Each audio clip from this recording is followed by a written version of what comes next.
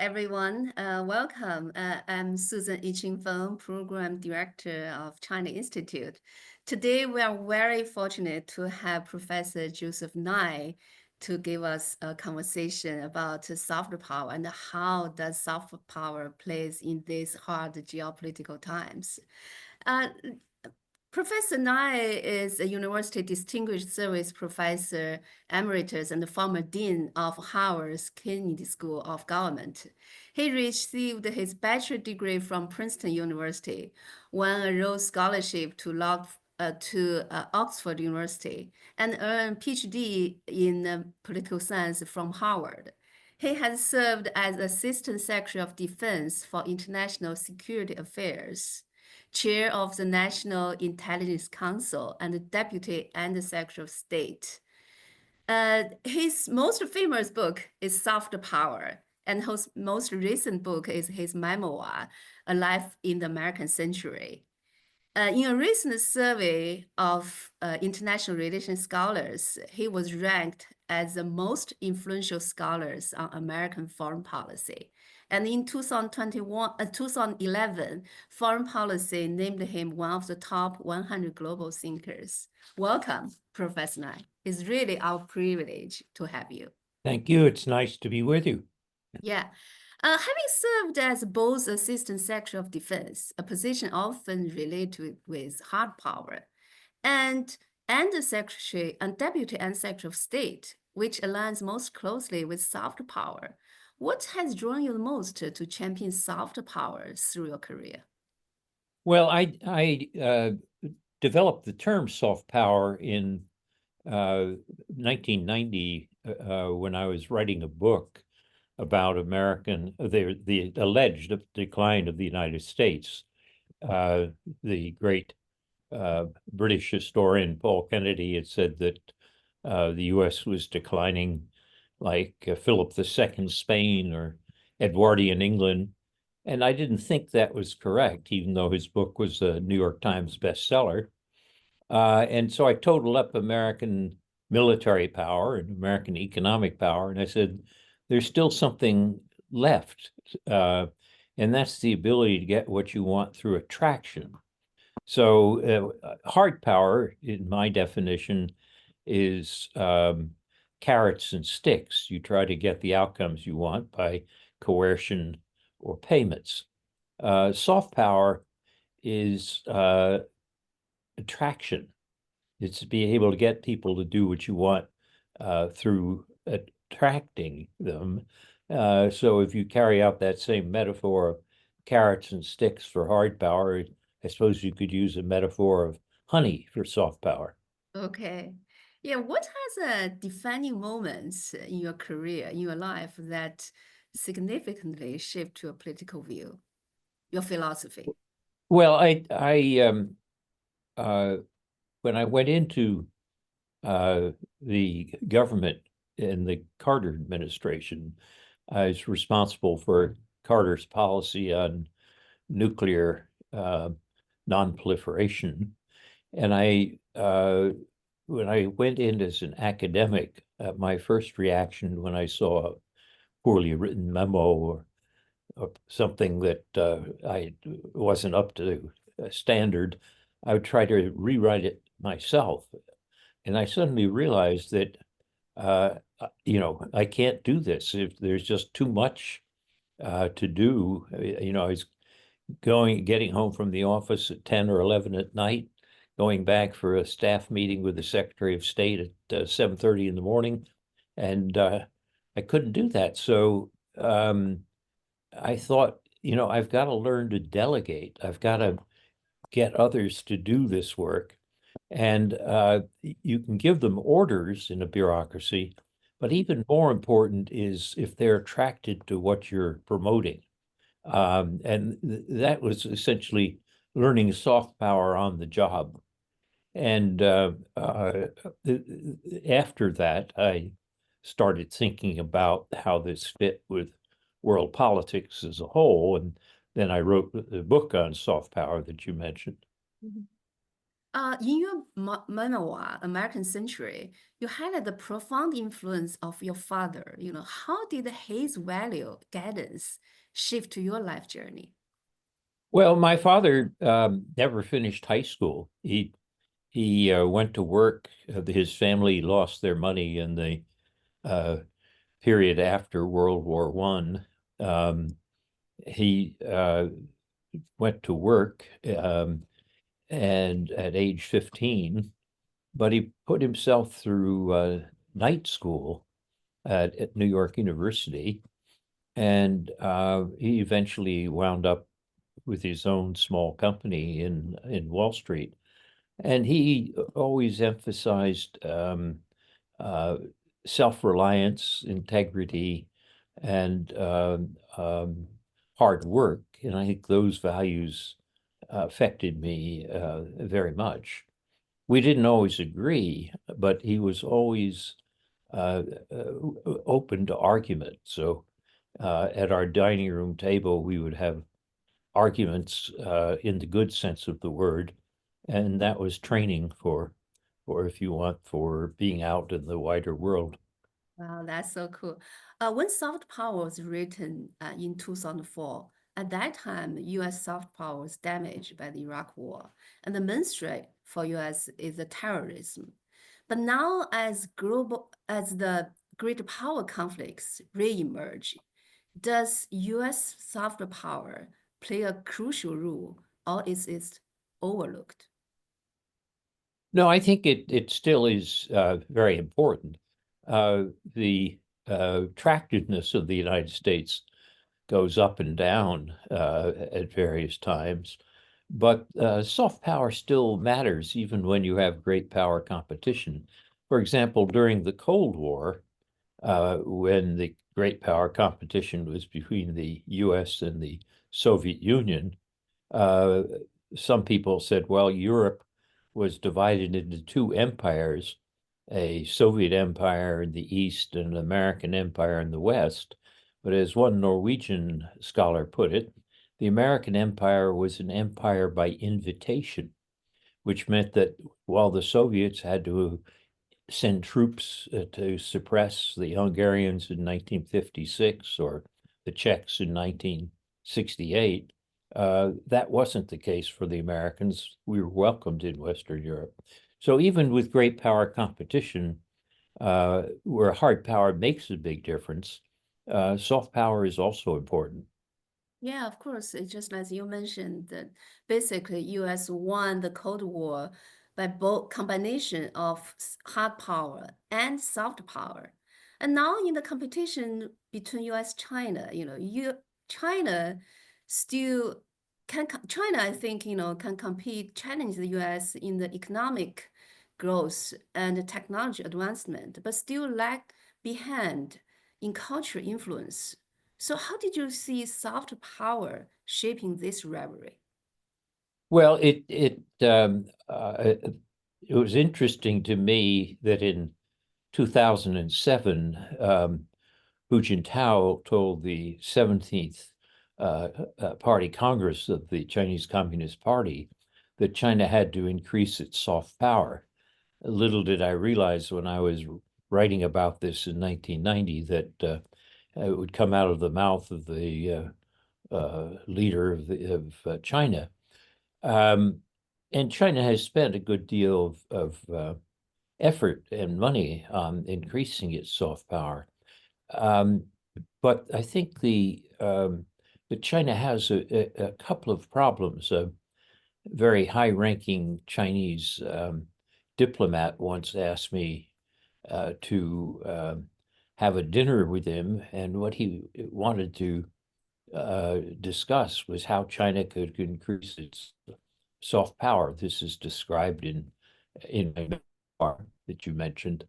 And I said, well, there are great attractions that China has from its traditional culture, from its enormous success economically, raising hundreds of millions of people out of poverty, and that's attractive. But you have two big liabilities. One is your territorial disputes with half a dozen of your neighbors, It's very hard to set up a Confucius in New Delhi to attract people in India when Chinese soldiers are killing Indians at the border in the Himalayas.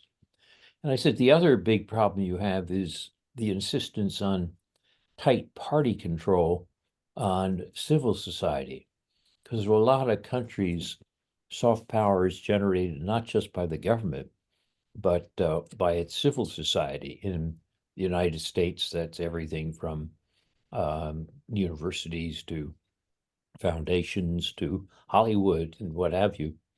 Uh, but if you have tight party control, you have less ability of civil society to attract others. And so you get a, a brilliant artist like Ai Weiwei. He gets either locked up or exiled. That's not good for China's soft power. So I told him that these were two things that I thought China had to do something about to, if it really wanted to increase its soft power. I think my advice to him was accurate, but I think it was totally useless to him because he was not going to be able to do anything about it.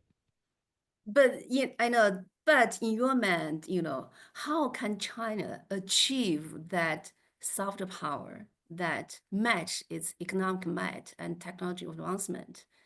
Well, it's trying to do this by establishing Confucius institutes around the world. It's doing it by the Belt and Road Initiative, which creates infrastructure projects around the world. And these have some beneficial effects. If you look at attitudes in uh, Africa or Latin America and so forth, you'll see that these Chinese projects help China's soft power, helps China be more attractive. But It's not I, enough. it, well, I think it's not enough in that uh, when people read about a case like Ai Weiwei, that undoes the good that's done by these Confucius Institutes or BRI projects. Yeah. So what's the biggest misconception of soft power? Well, sometimes people assume that soft power is the same as economic power, Mhm. but it's not. Economic power can be used for a coercion. For example, when China restricts access to its market for Australian products Mhm. after the Australians asked for an accounting of, of the COVID episode in Wuhan, China restricted Australian imports as a way of punishing Australia. That's economic, but it's not soft power. Soft power is when people want to go to China, Chinese universities, or want to learn about Chinese practices that have led to economic growth. Uh, that's attraction, whereas import restrictions or embargoes on exports, that's coercion. So I think the biggest mistake people make is thinking that hard power equals military and soft power equals economic. That's not the case. I, Soft power is the ability to attract, and as I say, you get this from your culture Mhm. and your values and uh, your policies. But it's interesting to note that uh, sometimes the two don't coincide. For example, during the Vietnam War, the United States was very unpopular, and the government policies were very unpopular, people marching in the streets around the world criticizing the United States policy. But they weren't singing the Communist Internationale. They were singing Martin Luther King's We Shall Overcome. So an anthem from civil society indicated that there was still attraction in the United States, even as people were furious about American government policy. And I think that that should be a lesson for the United States, but also for China and other countries. Do you think our soft power can chill, but if other people admire you, and the goodwill is also a kind of soft power, right? Yes, if you Of other people's yeah, admiration. if people like you, uh, and they may want to do what you want them to do. So Hmm. it doesn't require twisting your arm to get something done. People want to please you. People want to emulate you. That's soft power. Just using ideas for propaganda, that's not soft power. It has to have this element of attraction. Yeah. So which country is more effective at leveraging soft power on the global stage, China or US? Well, we can answer that by looking at recent public opinion polls. Hmm. These are polls that were done by reputable polling organizations like Pew Charitable Trust or Gallup polls. And in the last year or two, they've done polls in different countries around the world. And the answer is that the US is more attractive in more countries than China is. The closest call is probably on the continent of Africa, where you might say that the US and China are roughly tied. But in Asia, Latin America, Europe, Australia, so forth, the US proves to have more attraction. Yeah. Your book, An American Century, published in 2014, examined China's economic and soft power and explored whether China's rise spelled American decline. So 10 years later, how has your assessment evolved? Well, the China's um, economic policies have been really very remarkable. I mean, starting with Deng Xiaoping, China has been able to follow policies which have benefited, as I said earlier, hundreds of millions of people. And that's attractive. And China deserves credit for that. I think the question of how China can increase that is difficult because of the examples I gave about Mhm, control of civil society and the border disputes with neighbors. mhm, But uh, China's success is important. In terms of the relative power, uh, in terms of hard power, mhm. um, China now has an economy which can support a military, and the economy is about two-thirds the size of the United States, measured at exchange rates. And some people would say it's even larger than the US if you use purchasing power parity, which is an economist measure to try to count for different values and purchases in the two different countries. But it's worth remembering that when you're buying jet planes or oil, it's not done at purchasing power parity, it's done at exchange rates. And there, the Americans are still stronger, but when you use the term decline, you have to talk about a relative and an absolute decline. Uh, if you just take the US and China, if you say, well, at the total product of those two countries, China now has a bigger share of the pie than it did 10 or 20 years ago, and the US has a smaller share of the joint pie, and therefore there's a relative decline. But if you take that view of absolute economic power, the US had about 25% of the world economy for the last 50 years. Um, China is probably about 17%. So in absolute terms, the U.S. share of the world economy has not been declining much.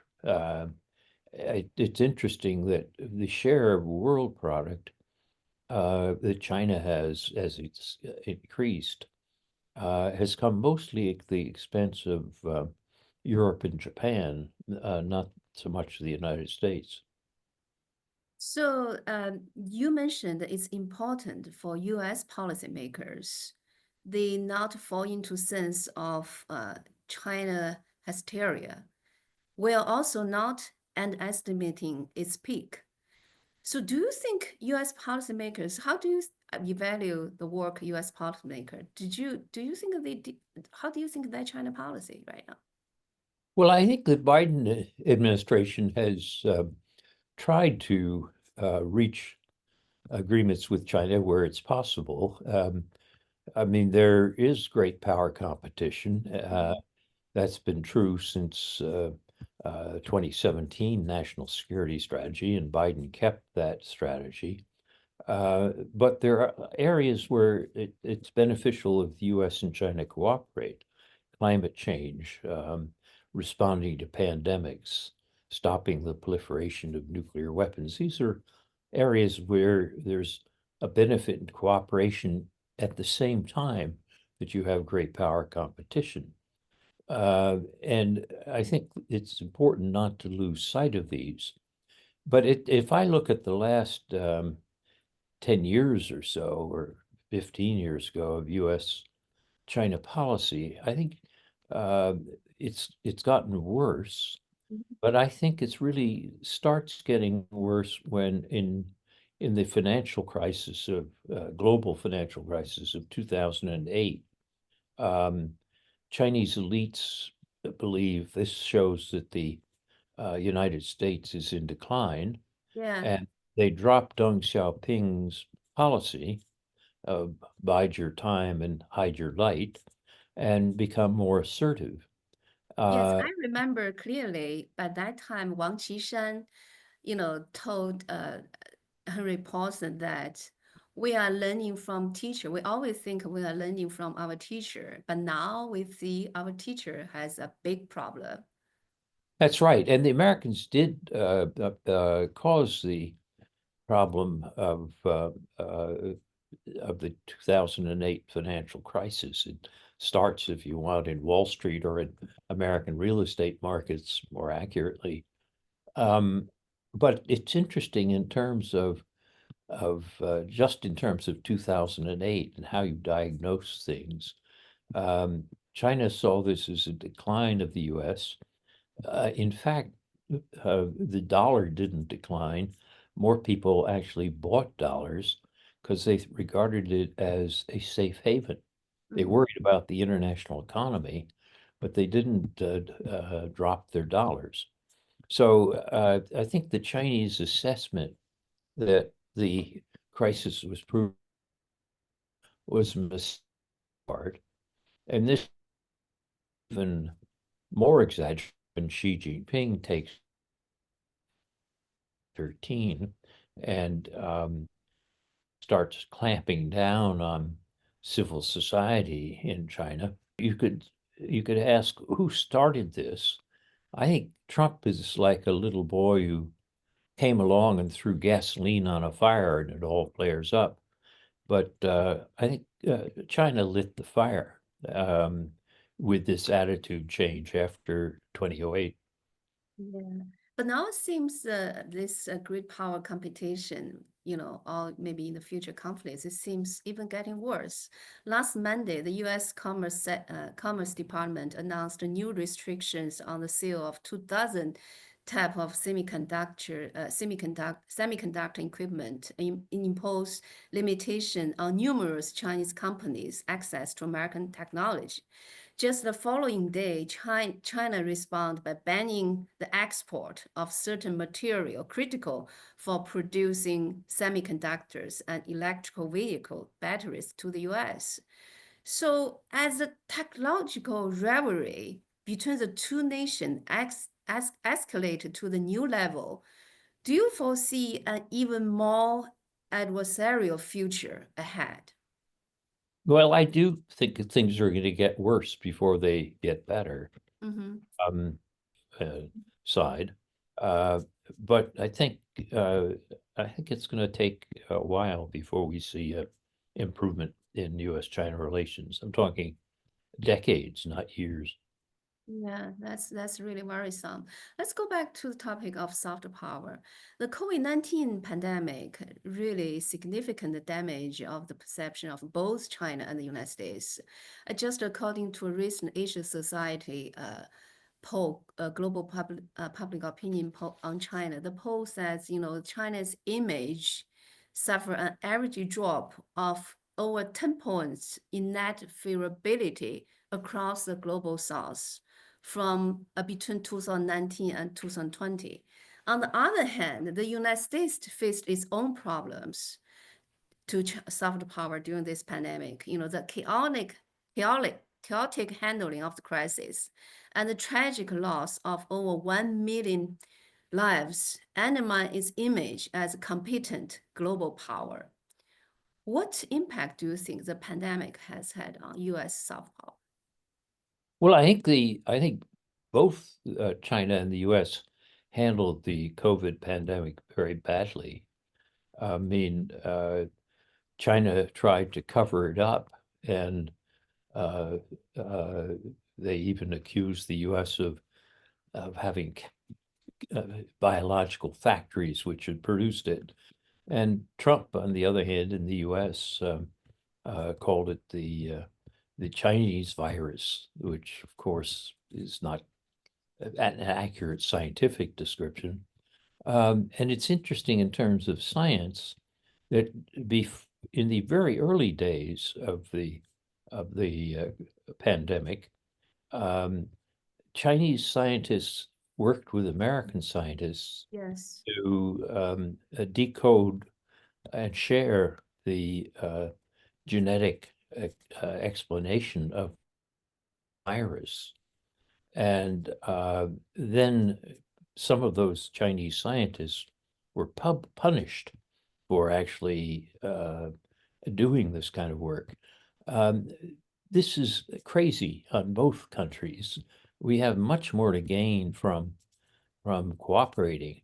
Um, the U.S., by most estimates, lost about 1.5 million people in COVID. Actually, looked like it was doing very well by having these very tight lockdowns. Mhm. But then when they had to open up, uh, estimates are that China lost about 1.5 million people as well. So I think both countries did poorly in responding to the COVID crisis. And I wish they'd learned the lesson that when it comes to pandemics or things like climate change, that they need to cooperate despite their competition. What is the biggest element of American soft power right now? Well, I think the American culture still attracts people. No, even when there's annoyance with American government policies, uh, the uh, the openness of American society, of American universities, the generosity of foundations like the Bill and Melinda Gates Foundations. I think these are the things that attract others to the U.S. It's interesting that despite all the problems that the U.S. has, that people still want to come here. Yeah. Will will U.S. power get damaged by Trump's return to the White House? Well, I think, In the beginning of your book Alive in the American Century, you mentioned that how the United States in the first half of American century, also back then, was very turbulent and polarized. So do you think that the current states of United States, this polarization, this division of domestic politics is similar to 60s or 70s, or is something, you know, never happened before? well, I think the reason for writing this memoir was to give people a sense of perspective. Mm-hmm. When people say, "Oh, this current period is worse than they've ever seen," um, I said, "Well, look, I lived through some periods that were just as bad or worse." Mm-hmm. And so if you think back to the 1960s, you had cities in flames, you had three major assassinations, you had in the universities violent protests, which were much greater than the protests we see today. A bomb was set off in my building at Harvard, for example. And many people thought the U.S. couldn't recover from this period in the that we experienced in the 60s, but we did. And so I think it helps to have a little perspective by seeing that many of these patterns are cyclical rather than a single downward trend. So people are so worried about U.S. domestic politics, people, the division, the polarized. So in your view, we don't need to worry too much. We will, we were there before. Well, I still worry because Mhm. while you can look to historical examples to see that we recovered, that doesn't mean that necessarily we will. And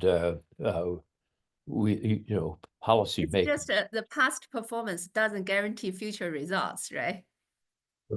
But there have been times, for example, even before the 60s, if you go back to the 1890s, when you had the so-called Gilded Age, great Mm-hmm. inequality, that was a very difficult period, but is followed by the progressive area where Teddy Roosevelt and Woodrow Wilson brought about major reforms.